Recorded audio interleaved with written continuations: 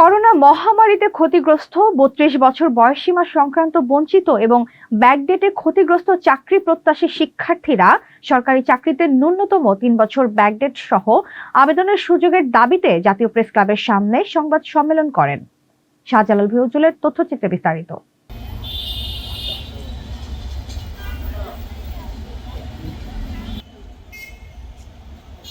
সংবাদ সম্মেলনে বক্তারা বলেন, করোনাকাল ও পরবর্তী সময়ে বয়সসীমা সংক্রান্ত সিদ্ধান্তের কারণে বহু শিক্ষার্থী সরকারি চাকরিতে আবেদন করার সুযোগ হারিয়েছেন।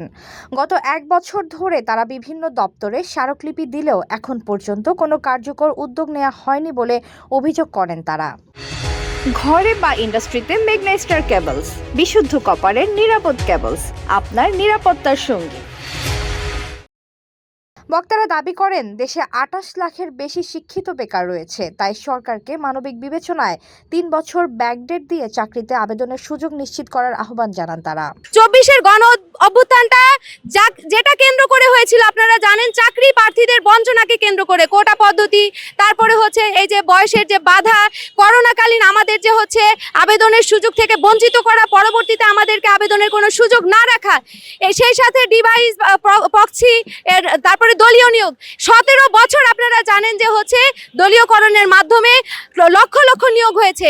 এই সমস্ত সেক্টরগুলোতে আমাদেরকে বঞ্চিত করা হয়েছে। তারই প্রেক্ষাপটে ২৪-এর গণ অভ্যুত্থান পরবর্তী সময়ে আমাদের ৩৫-৩৭-এর একটা সুপারিশ করা হয় আমাদের দাবির প্রেক্ষাপটে।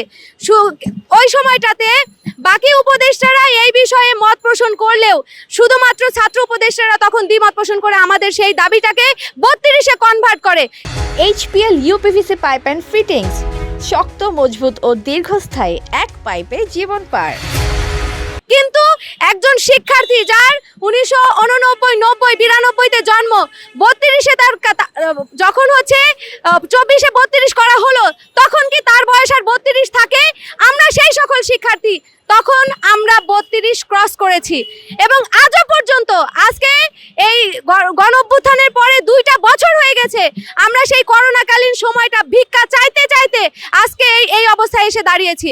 বর্তমান সরকারের কাছে নির্বাচনের আগে বর্তমান সরকারের যিনি হচ্ছে মহাসচিব স্যার মির্জা ফখরুল ইসলাম আলমগীর স্যারের সাথে আমরা নির্বাচনের আগে ৩বার দেখা করেছি।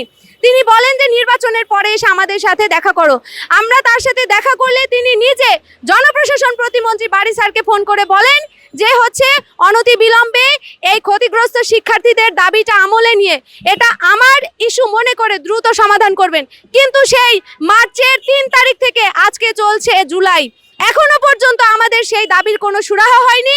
এখনো পর্যন্ত আমরা চাকরিতে আবেদনের কোনো সুযোগ পাইনি। আমাদেরকে বারবার বলা হচ্ছে কাজ চলমান, কিন্তু কোনো দৃশ্যমান কাজ আমরা দেখতে পাচ্ছি না।